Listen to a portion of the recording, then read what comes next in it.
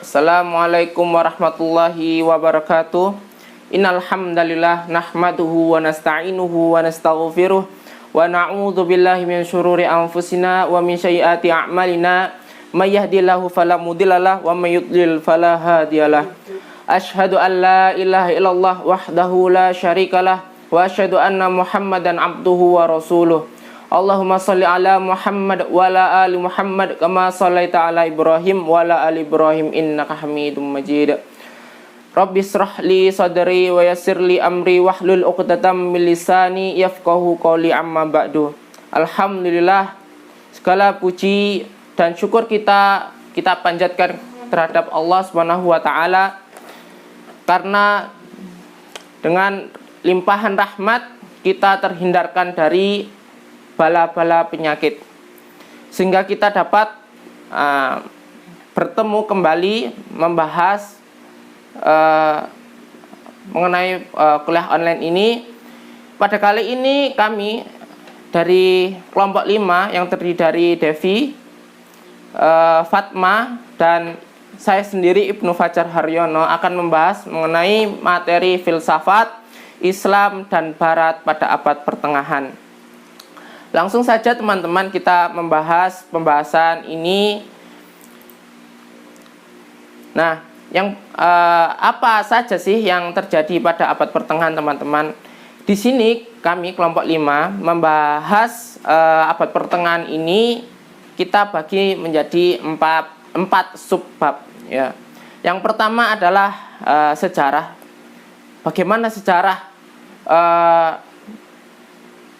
pada abad pertengahan ini, lalu karakternya itu bagaimana, apa saja, dan periodisasinya itu dibagi menjadi berapa, dan apa saja penjabarannya, dan perkembangan. Yang terakhir adalah perkembangan apa saja yang terjadi pada abad pertengahan. Kali ini pada pembahasan ini saya sendiri akan membahas tiga bab ini, tiga subbab ini. Yang pertama adalah sejarah, yang berikutnya adalah karakter, dan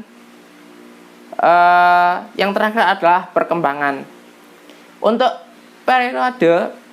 periodisasi ini akan dibahas oleh Ukhti Fatma dan Devi.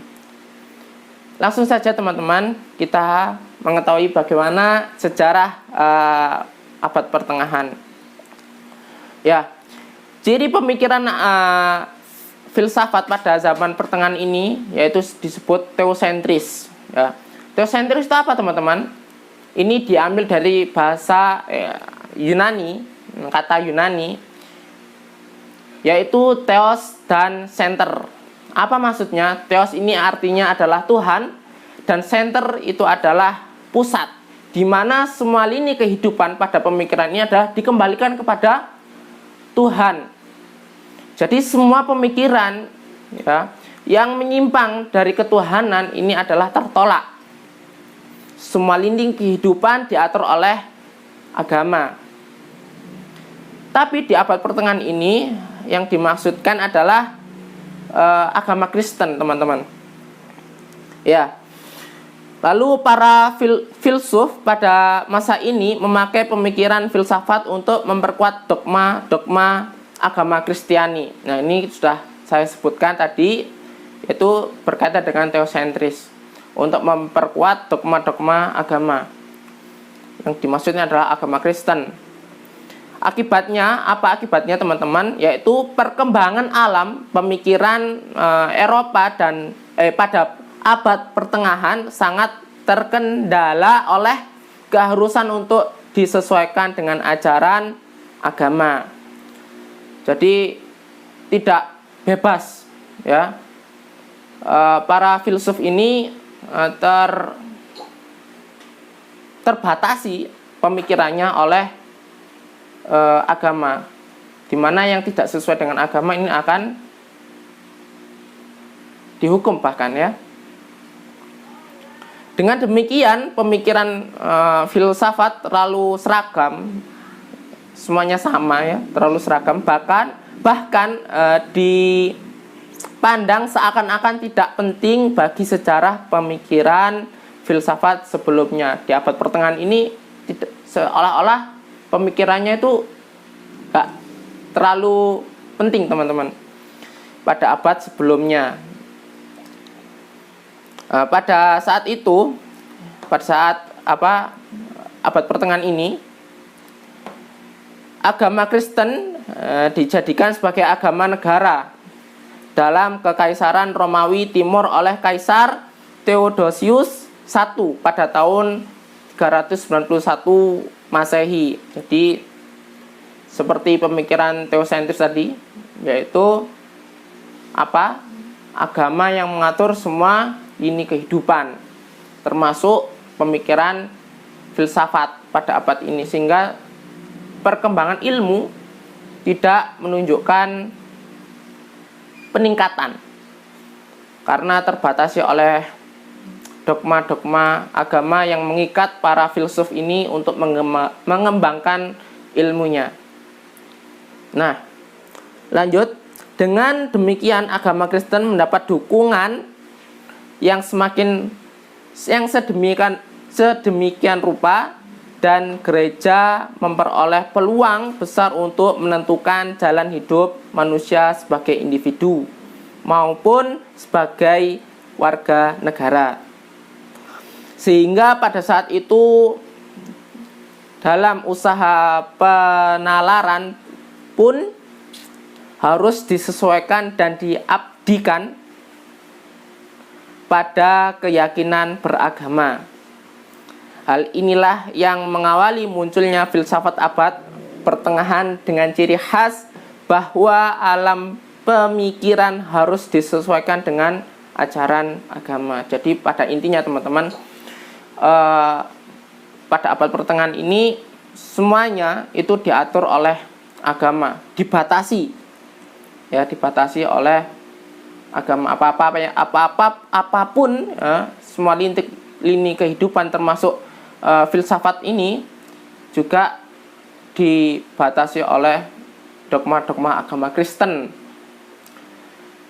Lalu dari sebab ini para filsuf tidak dapat mengembangkan ilmu-ilmu dan teknologi, perkembangan ilmu dan teknologi, sehingga pada abad ini menurut abad sebelumnya itu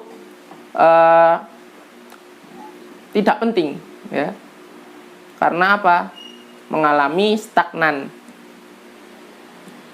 bahkan kemunduran. Oke, kita kembali, ya.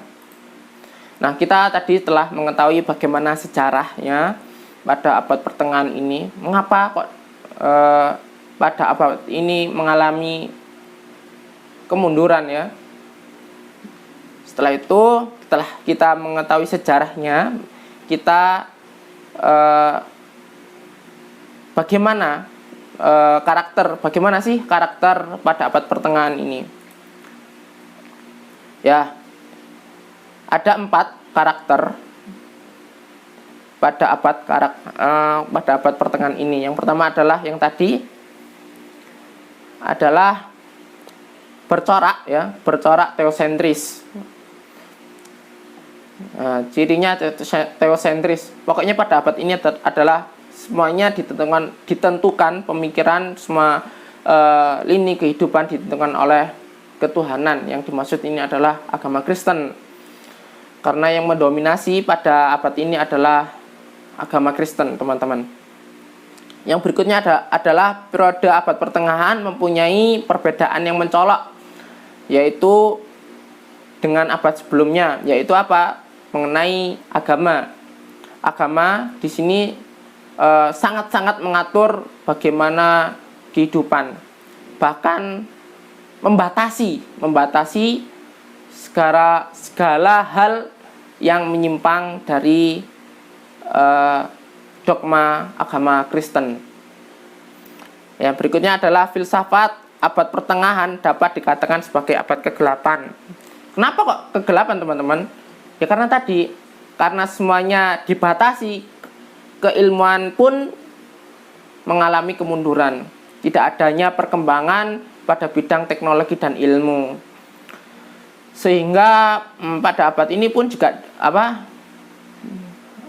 dikatakan tidak mengalami perkembangan sama sekali, stagnan, ya. Maka di sini dikatakan abad kegelapan. Berikutnya adalah suatu masa yang penuh dengan upaya menggiring manusia ke dalam kehidupan atau sistem kepercayaan yang fanatik dengan menerima ajaran gereja yang membabi buta.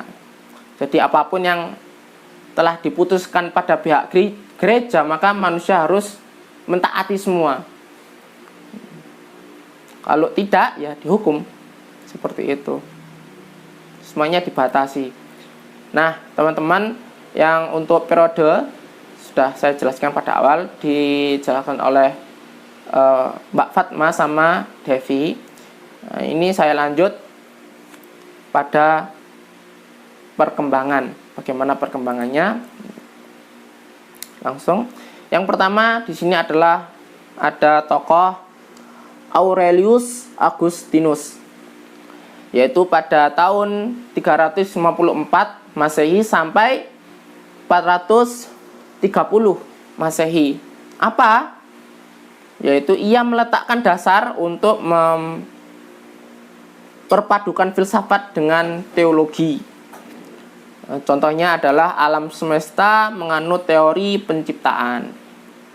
Yang kedua adalah pada abad ke-12, yaitu muncul lingkungan belajar yang bersifat pendidikan tinggi, yaitu universitas. Contohnya Universitas Magistrorum et Scholarium di Paris. Terus berikutnya adalah Thomas Aquinas, yaitu pada 1225 sampai 1274 Masehi. Yaitu ia mengembangkan filsafat masa skolastik. Ia menarik garis batas yang tegas antara teologi dan filsafat. Yang berikutnya adalah Nicolaus Copernicus, yaitu pada tahun 1473 sampai 1543. Matahari sebagai pusat yang dikelilingi oleh benda-benda angkasa. Ia menemukan ini. Lalu Galileo Galilei, yaitu pada tahun 1564 sampai 1642, yaitu ia berhasil menciptakan teleskop untuk melakukan observasi terhadap bulan dan sistem perbintangan. Nah, kita sudah sampai pada pembahasan akhir. Mungkin nanti kalau ada pertanyaan silakan ditanyakan di grup, ya. Sekian dari apa yang dapat saya presentasikan kali ini. Kurang lebihnya mohon maaf. Semoga teman-teman diberikan kepahaman oleh Allah Subhanahu wa taala. Saya akhiri, wassalamualaikum warahmatullahi wabarakatuh.